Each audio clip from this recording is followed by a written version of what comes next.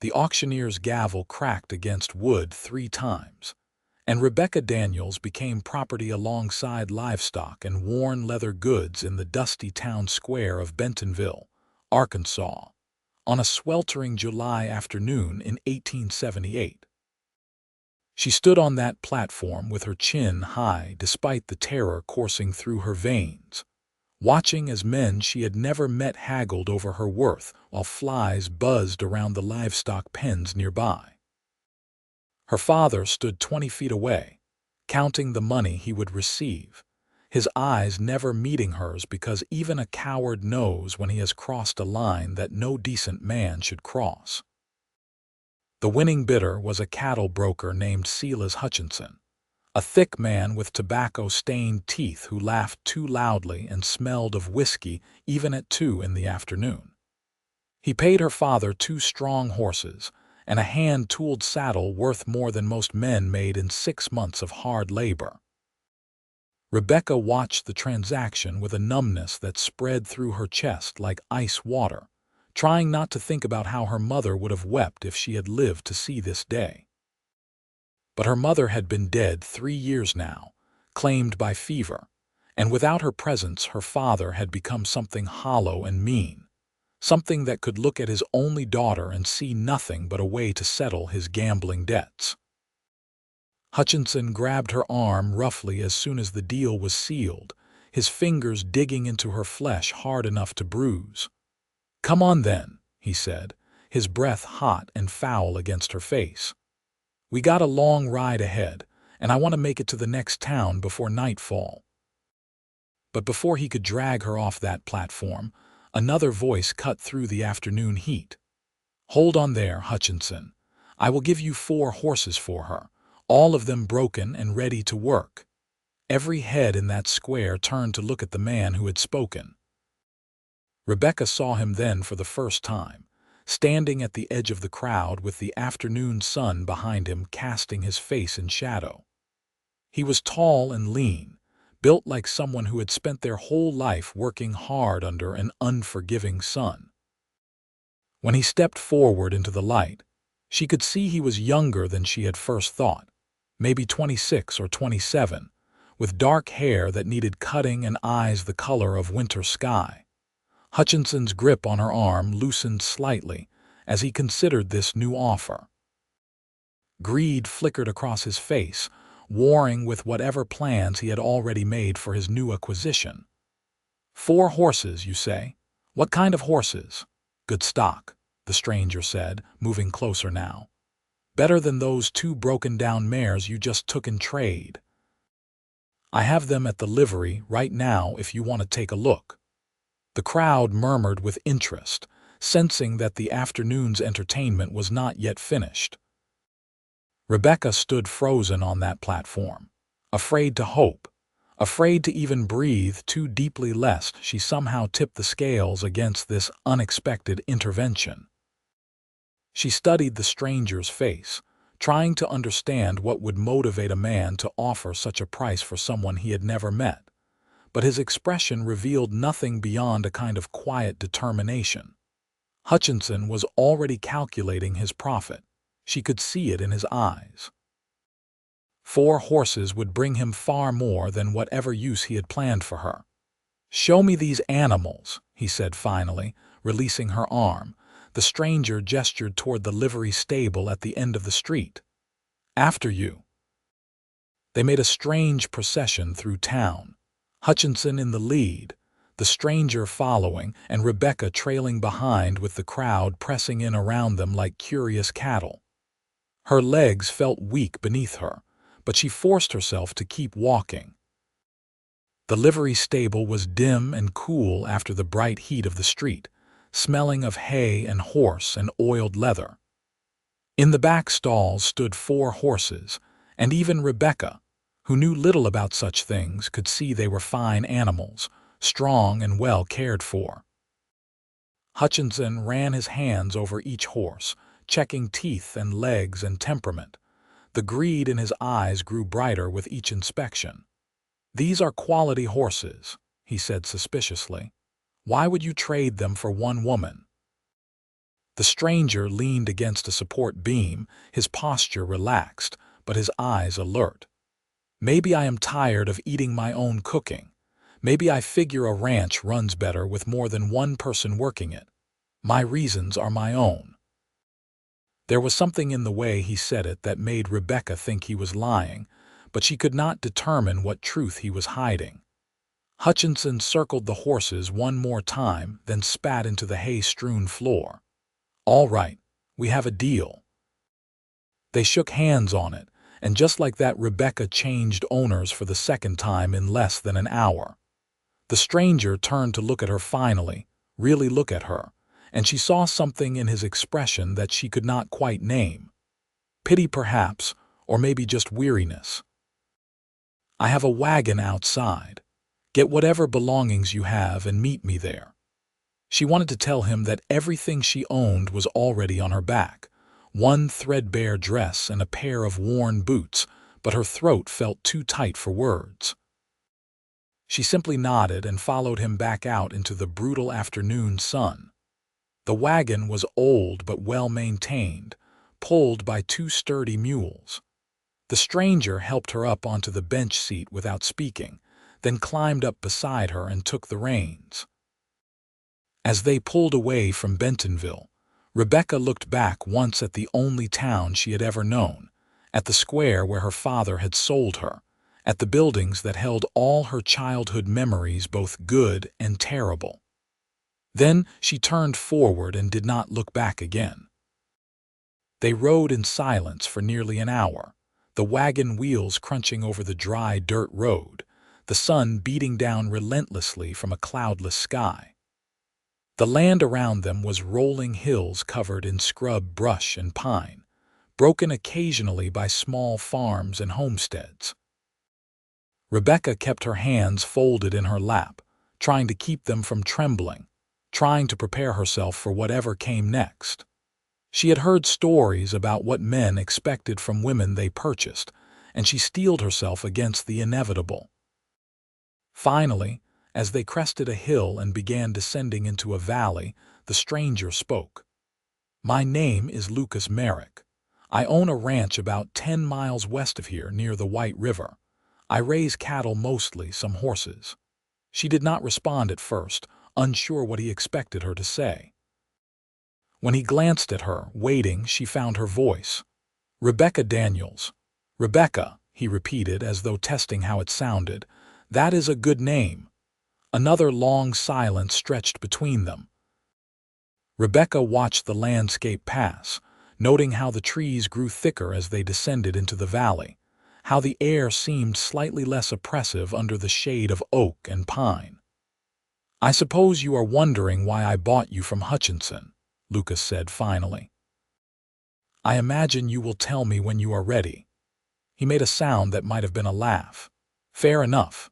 The truth is, I knew Silas Hutchinson when he lived over in Fort Smith.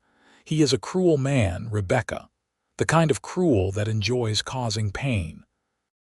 When I saw him buying you, saw the look in his eyes, I could not." He trailed off, his jaw tightening. "I could not let that happen." Rebecca absorbed this information slowly. "So you spent 4 valuable horses on a stranger out of the goodness of your heart, something like that." "Forgive me if I find that hard to believe. Men do not throw away that kind of money without expecting something in return." Lucas was quiet for a long moment, guiding the mules around a deep rut in the road. When he spoke again, his voice was softer. "You are right to be suspicious. This world has not given you many reasons to trust. But I give you my word, Rebecca Daniels, that I did not buy you to misuse you. When we get to my ranch, you will have a choice. You can stay and work for fair wages, or I will take you wherever you want to go. The next town, the next territory, wherever. You are free to choose." She stared at him, searching his face for deception, for the crack in the facade that would reveal his true intentions. But his winter blue eyes met hers steadily, without guile or cunning. "I do not understand," she said quietly. "Why would you do that?" His hands tightened on the reins. "My mother was sold once, when she was about your age. Not here, not like this, but sold nonetheless, by a stepfather who needed whiskey money more than he needed decency.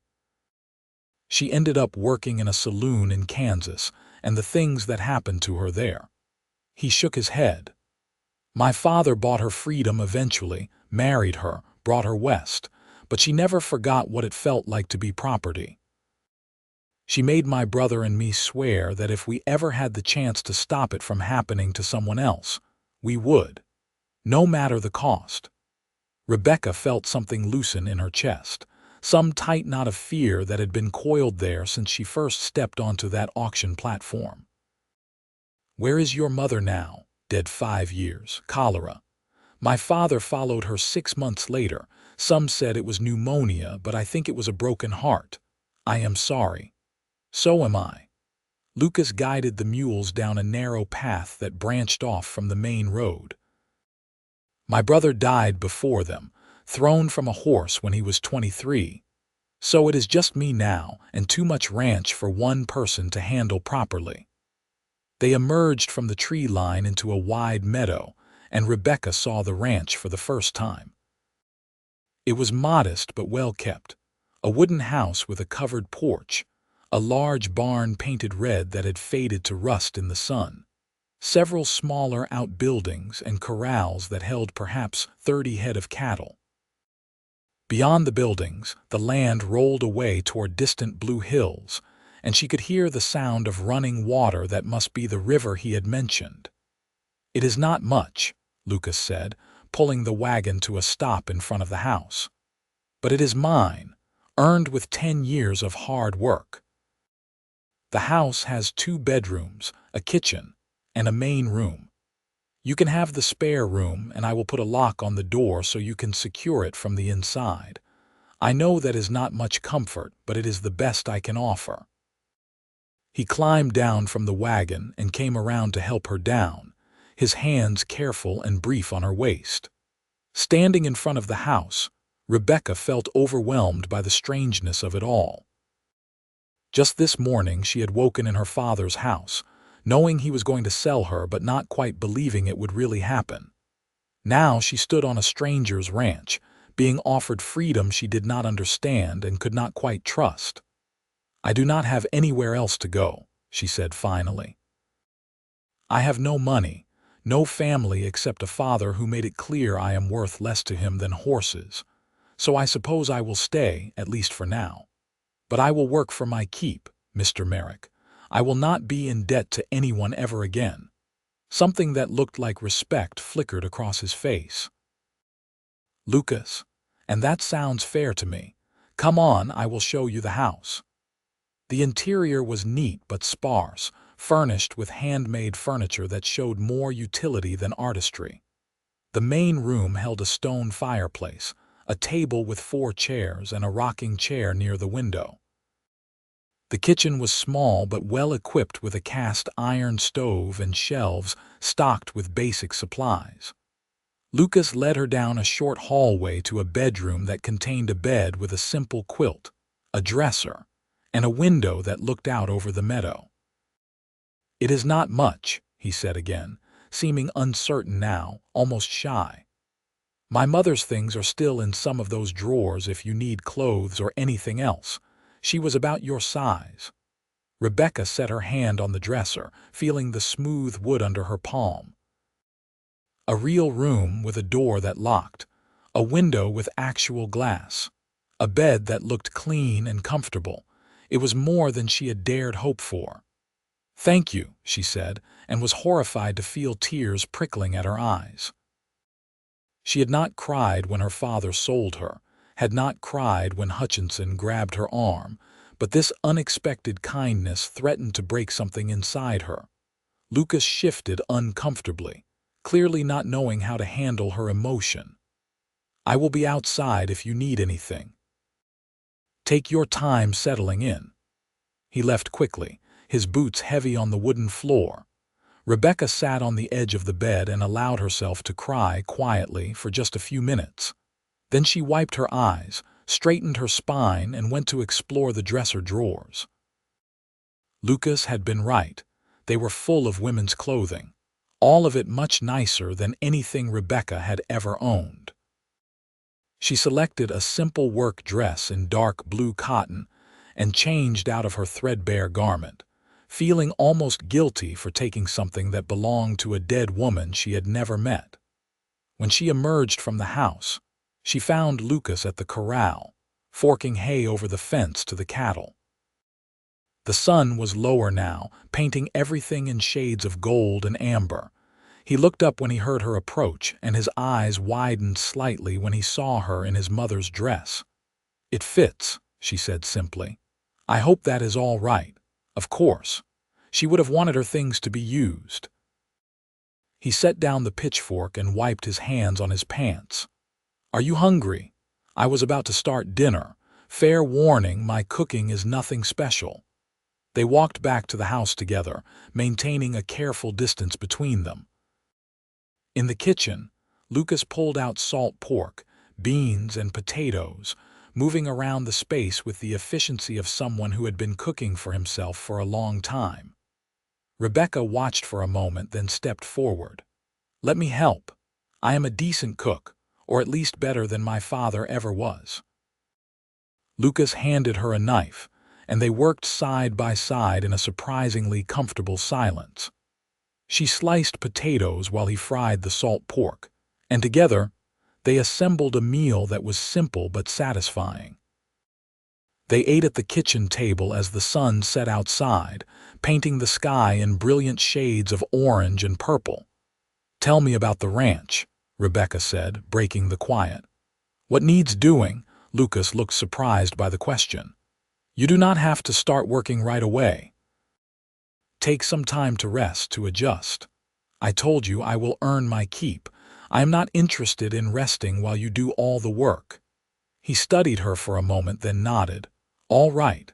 Well, there is plenty to do. The cattle need tending. The garden is being overrun by weeds. The chicken coop needs repairing. And I have been meaning to mend the fence along the south pasture for 3 weeks now, but have not had time. I also need to break 3 young horses before fall so I can sell them at the market." "I can handle the garden and the chickens," Rebecca said. "I grew up doing that. I do not know much about cattle, but I can learn." "That seems fair." Lucas pushed his empty plate away. "We will start tomorrow then. For tonight, just rest. It has been a long day." That was an understatement so massive that Rebecca almost laughed. Instead, she helped him clean the dishes, then retreated to her room as darkness fell over the ranch. She closed the door and turned the lock, hearing it click into place with a sense of security she had not felt in years. Then she lay down on the bed, still wearing the blue dress, and stared at the ceiling while her mind tried to make sense of everything that had happened. She had been sold. She had been freed. She was on a stranger's ranch with a man who claimed to want nothing from her except honest work. It seemed too good to be true, and Rebecca's experience had taught her that things that seemed too good to be true usually were. But lying there in the darkness, listening to the sound of crickets outside and the soft lowing of cattle in the distance, she allowed herself a small fragment of hope. Maybe, just maybe, Lucas Merrick was exactly what he appeared to be, a decent man trying to do right by a stranger because his mother had taught him it mattered. She fell asleep thinking about his winter blue eyes and the careful way he had handed her that knife in the kitchen, making sure their fingers did not touch, respecting the boundaries she needed without being asked. The next morning began before dawn. Rebecca woke to the sound of roosters crowing and lay in bed for a moment, disoriented by the unfamiliar surroundings. Then memory returned, and with it a strange mix of anxiety and determination. She rose, splashed water on her face from the basin on the dresser, and braided her long dark hair back from her face. In the kitchen, she found Lucas already up, making coffee over the stove. "Morning," he said, looking slightly surprised to see her so early. "I figured you would sleep later." "I am used to early mornings, My father liked his breakfast ready before sunrise. She moved to the shelves, surveying what was available. I can make cornbread and eggs if you have any. Chickens should have laid by now. I will go check. He returned a few minutes later with 6 eggs cradled carefully in his hat, and Rebecca had to hide a smile at the sight. Together they made breakfast, falling into the same easy partnership they had found the night before. As they ate, Lucas outlined the day's work. I need to ride out to the north pasture to check on the herd. That will take most of the morning. You are welcome to come with me if you want to learn about the cattle, or you can stay here and work on whatever you like around the house.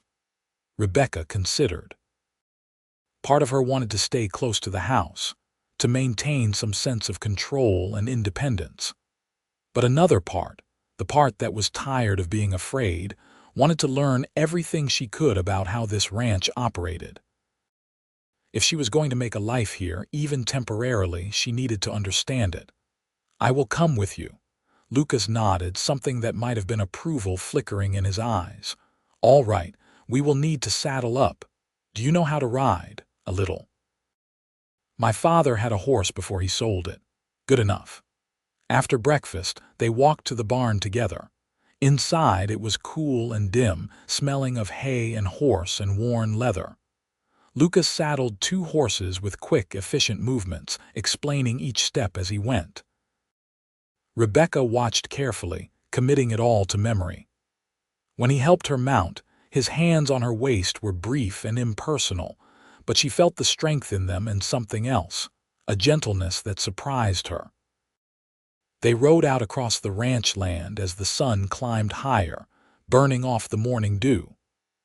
Lucas showed her the boundaries of his property, pointing out landmarks and explaining his plans for expanding the herd. The cattle they found were healthy and well-fed, grazing peacefully in the lush grass near the river.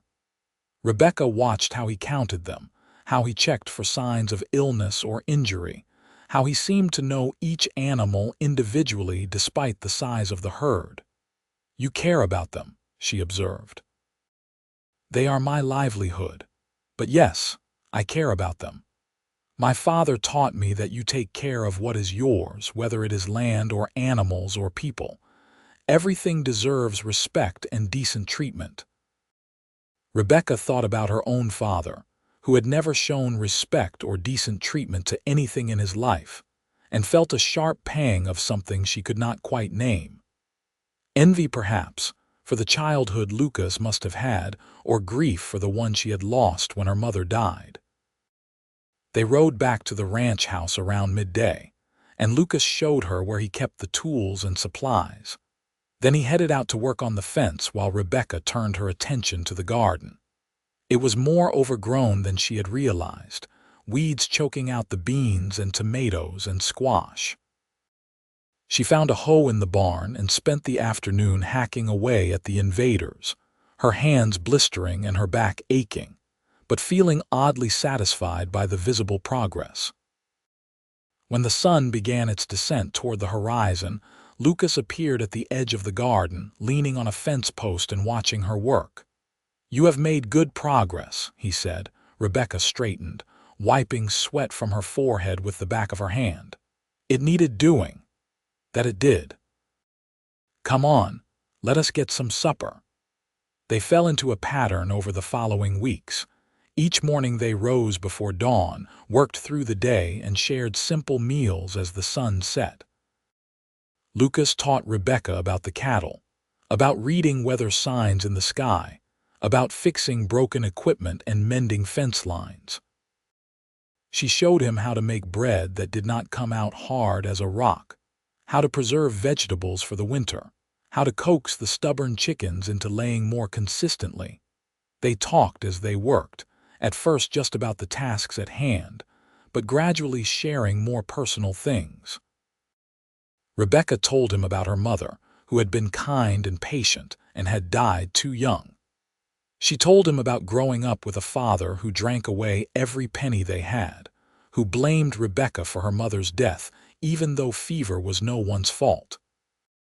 She told him about the moment she realized he was actually going to sell her, the sick certainty that had settled in her stomach as he dragged her to town that morning. Lucas listened to all of it without judgment, his eyes steady and understanding.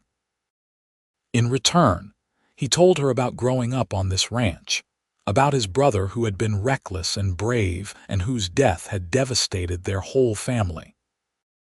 He told her about the loneliness of the past 5 years, working this land by himself, about the way silence could become oppressive when there was no one to share it with. "I thought about hiring help," he admitted one evening as they sat on the porch watching fireflies dance over the meadow. "But I could never quite bring myself to do it. Felt like admitting defeat somehow, like I could not handle what my father had left me." "That is foolish," Rebecca said gently. "There is no shame in accepting that some jobs are too big for one person. I know that now." He glanced at her, his expression soft in the fading light. "Having you here has made more difference than I expected. Not just the work getting done, but the company. It is nice to have someone to talk to at the end of the day." Rebecca felt warmth spread through her chest at his words. Over the past weeks, she had gradually let go of her initial fear and suspicion. Lucas had never once made her feel unsafe or demanded anything beyond fair work. He respected the lock on her bedroom door, respected the physical distance she maintained between them. He was patient and kind and funny in a quiet, self-deprecating way that made her smile despite herself. She was beginning to realize, with a mix of terror and exhilaration, that she was developing feelings for him. Real feelings, not gratitude or obligation but genuine affection. She noticed things now, the way his hair fell across his forehead when he worked, the strength in his hands, the rare, full smile that transformed his whole face. She found herself looking forward to meals together, to conversations on the porch, to the comfortable silence that fell between them when words were not needed. But she had no idea how to handle these feelings. Her experience with men was limited to her father's cruelty and the leering advances she had dodged in Bentonville. She did not know if Lucas felt anything beyond employer-to-employee courtesy, did not know if he ever could. She was still the woman he had bought, still branded by that transaction, even if he had meant it as salvation rather than ownership. One morning in late August, as they were preparing to ride out to check the south pasture, a rider appeared on the horizon. Lucas tensed immediately, his hand dropping instinctively toward the rifle he kept in the barn. But as the rider drew closer, his posture relaxed. "It is all right," he said. "That is Tom Brennan, my neighbor from the next ranch over. He is a good man." Tom Brennan turned out to be a weathered man in his 50s with a gray beard and laugh lines around his eyes. He tipped his hat to Rebecca with old-fashioned courtesy before turning to Lucas. "Merrick, I heard you were keeping company these days.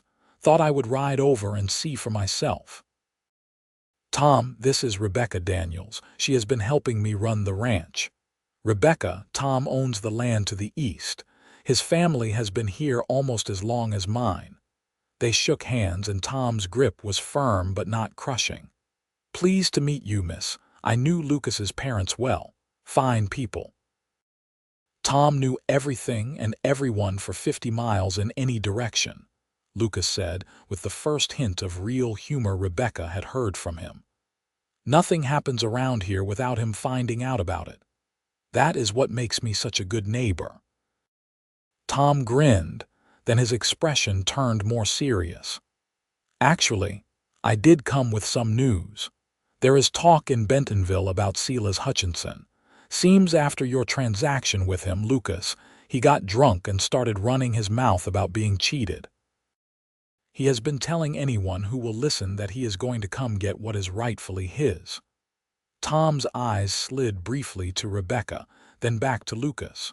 "Thought you should know." Rebecca felt ice water flood her veins. The peaceful weeks on the ranch had lulled her into a false sense of security, made her forget that men like Hutchinson did not simply disappear. Lucas's face had gone hard, his jaw set. "When did you hear this?" "Yesterday evening at the general store." "He was pretty drunk from what I heard, but drunk men sometimes carry through on their threats. I would keep an eye out if I were you." After Tom left, Lucas immediately began making preparations. He cleaned and loaded both his rifle and his revolver, checked the locks on all the doors and windows, and moved his bedroll into the main room so he would hear if anyone approached the house at night. Rebecca watched all this with growing dread. "Maybe I should leave," she said finally. "If I am not here, he would have no reason to come." Lucas looked at her sharply. "Absolutely not. You are not going anywhere. This is your home now for as long as you want it to be, and I will not let Hutchinson or anyone else take that from you." "But he might hurt you. He might—" "Rebecca." Lucas crossed the room to stand in front of her, not touching but close enough that she could see the determination in his winter blue eyes. "I did not buy your freedom just to let you be dragged back into that life at the first sign of trouble. Whatever happens, we will face it together. All right?" She nodded, not trusting her voice. The way he said "together" made something flutter in her chest, some fragile hope she was afraid to examine too closely. That night, Rebecca barely slept. Every sound made her tense, convinced that Hutchinson was approaching through the darkness. But the night passed quietly, and morning came soft and peaceful. The next several days were the same tense anticipation followed by uneventful routine. Lucas remained vigilant but calm, continuing with the ranch work but always keeping his rifle close at hand. A week after Tom's warning, Rebecca was in the garden picking tomatoes when she heard horses approaching.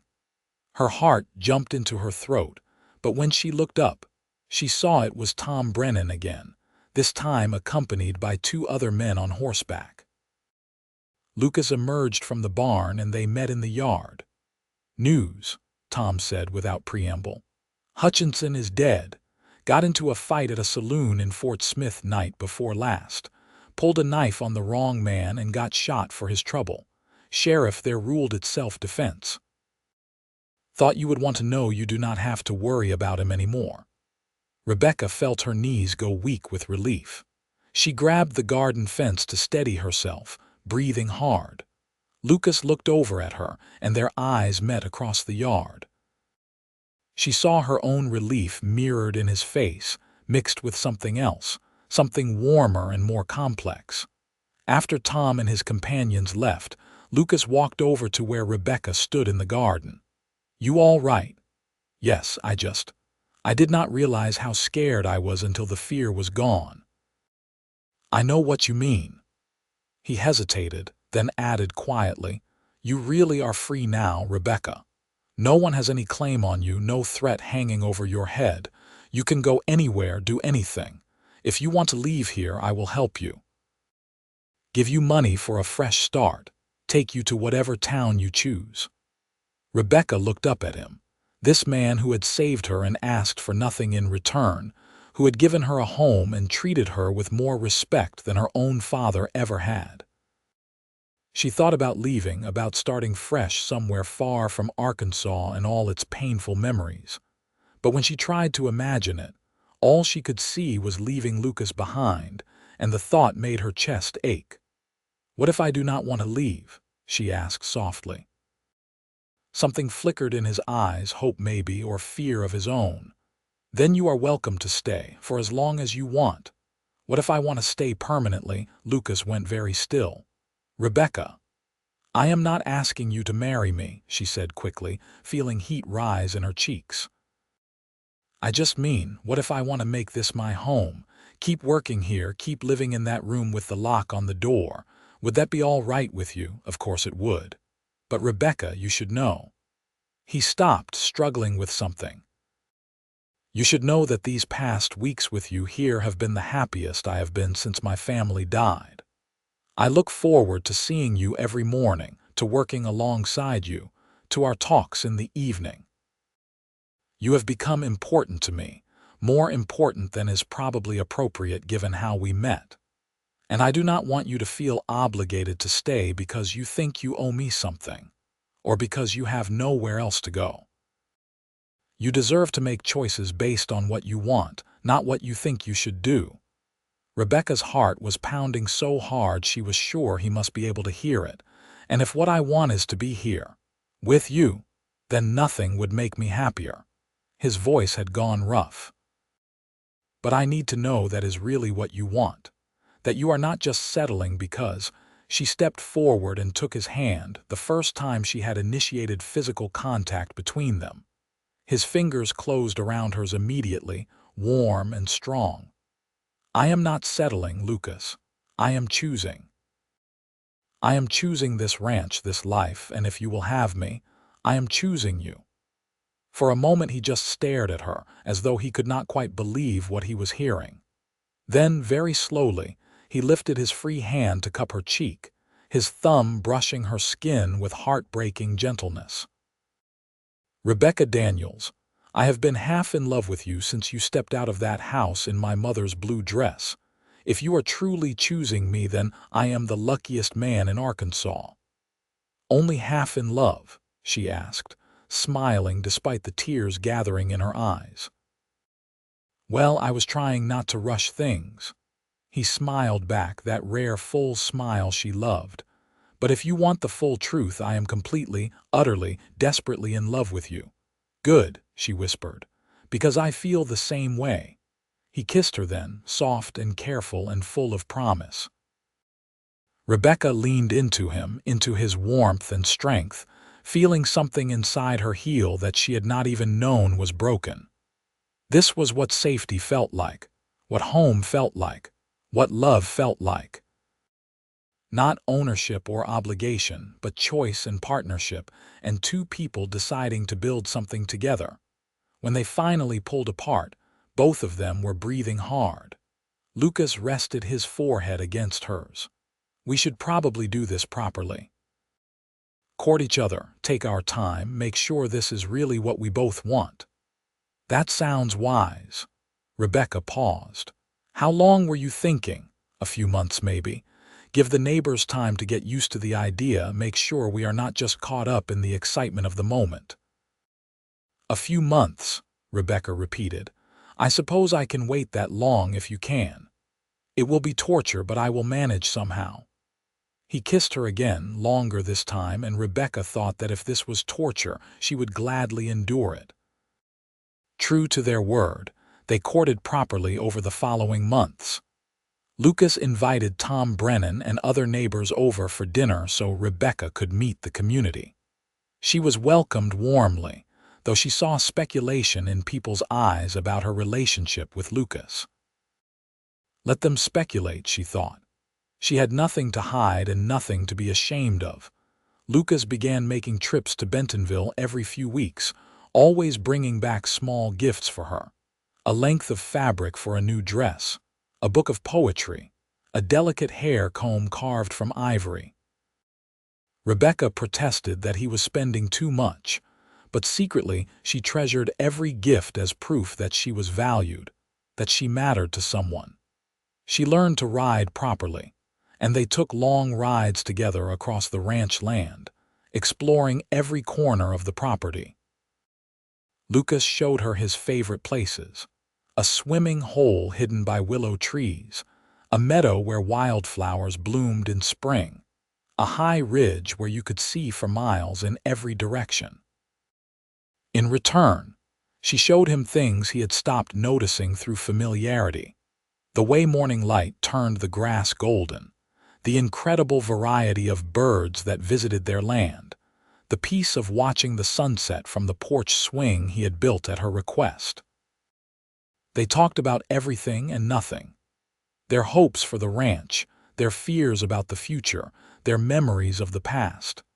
Lucas told her about his mother's strength and his father's quiet dignity. Rebecca found herself able to talk about her own mother without pain, remembering the good times before fever claimed her. Even her father became less of a raw wound and more of a cautionary tale about what happened when a man let bitterness consume him. As fall turned to winter, Lucas began making improvements to the house. He added a second stove to keep the place warmer, installed better windows, and built additional furniture. Rebecca understood he was preparing for their future together, making the house into a proper home for two people, instead of just a place for one lonely man to sleep.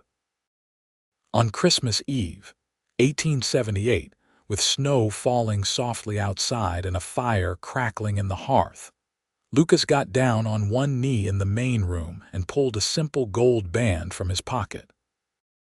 "Rebecca Daniels, I know we have not been courting for very long, but I have never been more certain of anything in my life. Will you marry me? Will you let me spend the rest of my life trying to make you as happy as you have made me?" Rebecca pulled him to his feet and kissed him, laughing and crying at the same time. Yes, yes, of course yes. They were married in early January at the small church in Bentonville, with Tom Brennan standing as witness and half the town in attendance. Rebecca wore a dress of green silk that Lucas had ordered specially from Little Rock, and she carried wildflowers that Tom's wife had somehow managed to find blooming in her winter greenhouse. It was simple and perfect, and when the preacher pronounced them husband and wife, Rebecca felt a joy so profound it almost hurt. The wedding night was gentle and sweet, Lucas patient with her inexperience, showing her that physical intimacy could be about tenderness and connection rather than control or pain. Lying in his arms afterward, Rebecca marveled at how far she had come from that terrible day on the auction platform. She had been bought for 2 horses and a saddle, but she had gained so much more than freedom. She had gained love, partnership, and a future she could barely have imagined 6 months ago. The years that followed were not without challenges. The winter of 1879 was brutal, and they lost several head of cattle to the cold. In 1880, a drought threatened their water supply until Lucas managed to dig a new well. Rebecca suffered 2 miscarriages that left them both heartbroken, before finally carrying a pregnancy to term in 1882. Their first child was a son they named James, after Lucas's father, and Rebecca had never seen Lucas as happy as the day he held his son for the first time. 2 years later came a daughter, Mary, named for Lucas's mother. Then another son, Robert, in 1887, and finally another daughter, Sarah, in 1890. The house rang with noise and laughter and occasional chaos, and there were times when Rebecca was so exhausted she could barely stand, but she would not have traded it for anything. They expanded the ranch steadily, buying additional land when it became available, increasing the herd, building a reputation for quality cattle and fair dealing. Tom Brennan became a close friend, his children growing up alongside the Merrick children. Other neighbors came and went, but Lucas and Rebecca remained a constant presence in the community, known for their hard work and generosity. Rebecca learned to be a rancher in truth, not just Lucas's helper but his full partner. She became skilled at reading cattle, at predicting weather, at managing the complex finances that kept the ranch profitable. When Lucas broke his leg badly in 1885, thrown from a half-wild horse he was training, Rebecca ran the entire operation for 3 months while he recovered. She hired help when needed, negotiated sales, made decisions about breeding and culling the herd. By the time Lucas was back on his feet, he looked at her with new respect. "You do not need me at all," he said one evening, only half joking. "You could run this place entirely on your own." "I could," Rebecca agreed, snuggling closer to him on the porch swing. "But I would rather do it with you. Everything is better when we do it together." The children grew and thrived. James inherited his father's quiet competence and his mother's determination. Mary was fearless and adventurous, always climbing trees or riding horses too fast. Robert was gentle and thoughtful, preferring books to cattle but learning the ranch work anyway because it was expected. Sarah was the baby, spoiled terribly by all her older siblings but sweet-natured enough that no one minded.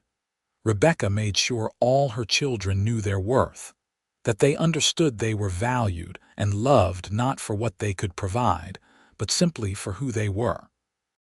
She told them stories about their grandparents on both sides, editing out the worst of her father's behavior, but making sure they understood that family was about more than blood.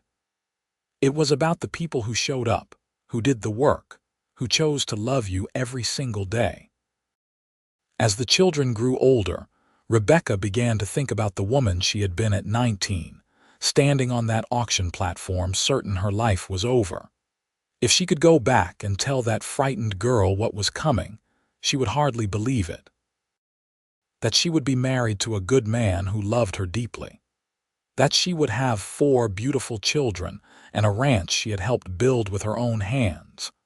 That she would be respected in the community, valued not as property, but as a person with skills and opinions worth hearing. In the summer of 1895, on their 17th wedding anniversary, Lucas took Rebecca back to the ridge where they had watched sunsets together during their courtship. The children were old enough now to be left with Tom Brennan's wife for an evening, and they rode up just before sunset, bringing a blanket and a basket of food. Sitting on that ridge, watching the sun paint the sky in impossible colors, Rebecca leaned against her husband and thought about all the paths that had led them here. "Do you ever regret it?" she asked. "Spending 4 horses on a stranger?" Lucas wrapped his arm around her shoulders, pulling her close. "Best purchase I ever made, and I am not even counting all the free labor I got out of you."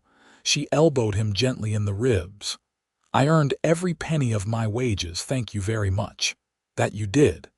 He kissed the top of her head. "But seriously, Rebecca, you know those horses were nothing. I would have traded the whole ranch if that was what it took. You are the best thing that ever happened to me. You and our children, the life we have built together. I could not imagine existing any other way." "Good. Because you are stuck with me now. Promise, promise." They sat together as the sun sank below the horizon, the sky darkening from orange to purple to deep blue. In the distance they could see the lights of their ranch house, warm and welcoming in the gathering dusk. Their home, their family, their future. The years continued to pass. James married a girl from Fort Smith and started his own ranch with his father's help. Mary shocked everyone by moving to Little Rock to become a teacher, but she came home every summer and regaled them with stories of city life. Robert studied medicine, eventually setting up practice in Bentonville.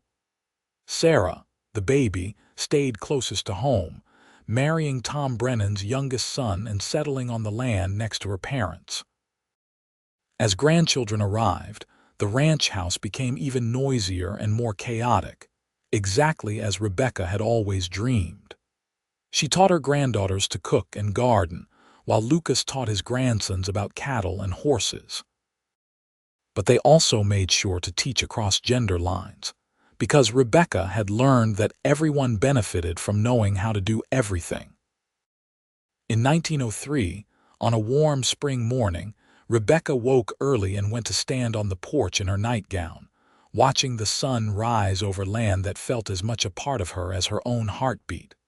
Lucas joined her a few minutes later, wrapping a blanket around her shoulders. "Could not sleep?" he asked. "Just thinking.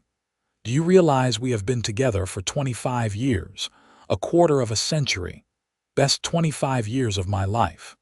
She turned to look at him, this man who had saved her and loved her and built a life with her. His dark hair was gray now, lines creased his face, but his winter blue eyes were the same as the day they met. "Mine too, even counting the hard parts. Especially counting the hard parts. That is what made us strong. They stood together watching the day begin, their hands linked, comfortable in the silence that came from decades of knowing each other completely. In the barn, cattle lowed softly. In the house behind them, they could hear Sarah and her husband starting to wake, their two young children beginning the day with their usual enthusiasm. This was the life Rebecca had been given when Lucas Merrick chose to free her instead of owning her. This abundance of love and family and belonging. She thought sometimes about what would have happened if Hutchinson had dragged her away that day, but she could never sustain the thought for long. That path was too dark, too painful to contemplate. Instead, she focused on gratitude. For the man beside her, who had shown her what real love looked like. For the children and grandchildren who filled her days with purpose and joy. For the ranch that had become her identity and her pride. For the community that had welcomed her despite her unconventional arrival. For every sunrise and sunset, every meal shared, every crisis survived together. Lucas squeezed her hand gently. "What are you thinking about?" "Everything. Nothing. How lucky I am." "We are lucky," he corrected. "Both of us." She smiled and leaned her head against his shoulder, breathing in the familiar scent of him, coffee and leather and home. "You are right. We are lucky. Incredibly, impossibly lucky." They stood that way until the sun cleared the horizon completely, bathing the ranch in golden light. Then, by mutual unspoken agreement, they turned and went inside to start breakfast, to begin another day of the life they had built together, one choice at a time, one moment of love at a time, one shared sunrise at a time. In the spring of 1910, Lucas fell ill with pneumonia. Rebecca sat by his bedside for 3 weeks, refusing to leave except when their children physically dragged her away to rest. She held his hand and told him stories about their life together, reminding him of all the good times, all the obstacles they had overcome, all the love they had shared. "You have to fight," she whispered to him one night when his breathing was especially labored. "We have more sunrises to watch together, more grandchildren to meet. You cannot leave me yet, Lucas Merrick. I am not ready." His eyes opened, focusing on her with effort. "Never wanted to leave you," he rasped. "Best thing I ever did was bring you home." "Second best," she corrected, tears streaming down her face. "The best thing you ever did was love me every single day after that." He squeezed her hand weakly. "That was easy. Loving you was always the easy part." But despite the doctor's best efforts and Rebecca's devoted care, Lucas's condition worsened. On a warm May morning, with all 4 of their children gathered around his bed and Rebecca holding his hand, he took his last breath. His final word was her name. Rebecca grieved him deeply. The man who had been her savior and her partner and her best friend for 32 years. The ranch felt empty without him, despite being full of children and grandchildren trying to comfort her. She went through the motions of living, helping manage the ranch because the work still needed doing, but the joy had gone out of it. Sarah, living closest, worried about her mother constantly. "Maybe you should come live with us," she suggested one afternoon. "The ranch is too much for you to manage alone." But Rebecca shook her head. "This is my home. Your father and I built it together, and I am not ready to leave it. Besides, James comes by 3 times a week to help with the heavy work, and you are right next door. I will be fine." And gradually, she was. The grief never disappeared entirely, but it became something she could carry rather than something that crushed her. She found comfort in small things. The garden she tended every spring, the grandchildren who visited regularly, the way sunset still painted the sky in impossible colors over land she and Lucas had worked together. She lived another 12 years after Lucas's death, dying peacefully in her sleep in the summer of 1922 at the age of 63. Her children found her in the morning, lying in bed with a peaceful expression, and though they wept for their loss, they took comfort in knowing she had lived a full life, rich with love and purpose. They buried her next to Lucas on the ridge where they used to watch sunsets, under a simple headstone that read Rebecca Merrick, beloved wife and mother, 1859–1922. She chose freedom and found love. Next to it, Lucas's stone read Lucas Merrick, beloved husband and father, 1852–1910. He gave freedom and found love. The ranch stayed in the family for generations, passing from James to his children to their children. The story of how Lucas and Rebecca met became family legend, told and retold until it took on an almost mythic quality. How great-great-grandfather had saved great-great-grandmother from a terrible fate. How she had been strong and brave and built a life from nothing. How they had loved each other with a devotion that sustained them through every hardship. But more than the story, what endured was the legacy they had created together. A family built on mutual respect and partnership. A ranch run with fairness and integrity. A commitment to treating all people with dignity regardless of their circumstances. The values Lucas and Rebecca had lived by continued to shape their descendants long after both of them were gone in the main house, now occupied by James's granddaughter and her family. A photograph hung over the fireplace. It was taken in 1900, showing Lucas and Rebecca standing in front of the barn, his arm around her waist, her hand resting on his chest. They were both smiling, their faces creased with age and weather but still clearly in love. Their children stood around them, and several grandchildren clustered at their feet.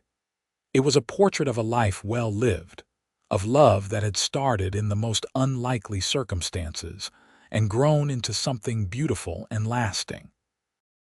Sometimes, on quiet evenings, members of the family would stand on that same ridge where Lucas and Rebecca used to watch sunsets, looking out over the land their ancestors had worked so hard to build and maintain. They would think about that day in 1878 when everything could have gone so differently, when Rebecca Daniels was traded for 2 horses and a saddle but found freedom instead. They would think about the choice Lucas Merrick made to value human dignity over potential profit, and how that single choice had rippled forward through time, creating generations of people who existed because one man chose to do the right thing. And they would feel grateful, standing there in the fading light, for the legacy of love and decency and hard work that had been passed down to them. For the reminder that our choices matter, that small acts of kindness can change the world, and that the most valuable things in life are never bought or sold but freely given and freely received. The sun would set over the Arkansas hills, painting the sky in the same impossible colors it had shown Lucas and Rebecca all those years ago, and the land would settle into peaceful darkness, holding within it all the love and labor and life that had soaked into its soil over the decades. The Merrick Ranch endured, a testament to what 2 people could build together when they chose partnership over ownership, love over transaction, and freedom over control. That was the legacy. That was the story. A tale of redemption and love that began with an ending on an auction block and became a beginning that lasted for generations. A reminder that the worst moments of our lives sometimes lead us exactly where we need to be, and that the people who save us are often saved in return. In the gathering darkness, if you listened carefully, you might almost hear the echo of laughter from long ago, the sound of 2 people who had found each other against all odds and built something beautiful together.